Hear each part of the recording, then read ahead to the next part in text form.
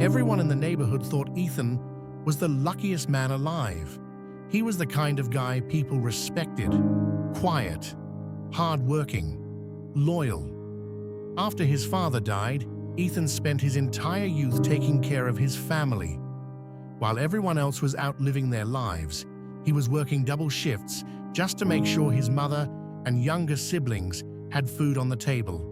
He sacrificed everything for them, and by the time he finally thought about living for himself, he was already 30. That's when he met Sophia. Beautiful, elegant, out of his league.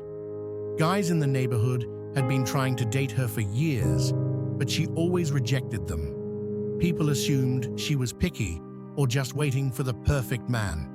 But nobody knew the truth. Sophia was secretly in love with another man. His name was Ryan. Ryan lived only a few blocks away. He had no stable job, no future, and absolutely nothing to offer her financially. Her family hated him and refused to let her marry him. But Sophia didn't care. She loved him obsessively. So when Ethan came into her life, kind, financially stable, and completely trusting, she saw something else, an opportunity. When Ethan proposed, she shocked everyone by saying yes immediately. Ethan couldn't believe it. To him, it felt like life was finally rewarding him after years of suffering. But Sophia never loved him, not even for a second. During their engagement, she insisted on choosing the apartment herself. Ethan showed her nicer places, bigger places, safer places. She rejected every single one, until she found one specific apartment building. What Ethan didn't know was that Ryan lived directly upstairs. 3 months later, they got married. The wedding was beautiful. Family members cried tears of happiness watching Ethan smile like a man who had finally found peace. That night, after the wedding ended, Sophia told him she was exhausted and wanted to rest. Ethan understood. The next morning, she woke him up early and told him she had made a religious promise years ago. If she ever got married, she would donate food to the homeless. She asked Ethan if he could go buy the food and hand it out himself. And because he trusted her completely, he left. The second the apartment door closed, Sophia grabbed her phone and texted Ryan, "He's gone." Then she ran upstairs. Ryan was waiting for her. And in that moment, less than 24 hours after her wedding, Sophia fulfilled the promise she had secretly made to her lover. "The first man who touches me after I get married will be you." While Ethan was outside doing charity work for strangers, his wife was cheating on him with the man living above them. And that was only the beginning. For an entire year, Sophia lived a double life. Every morning, Ethan went to work believing he had the perfect marriage, while Sophia continued her affair with Ryan behind his back. Sometimes Ryan came downstairs, sometimes she went upstairs, and somehow nobody noticed until Ethan's older sister visited unexpectedly one afternoon.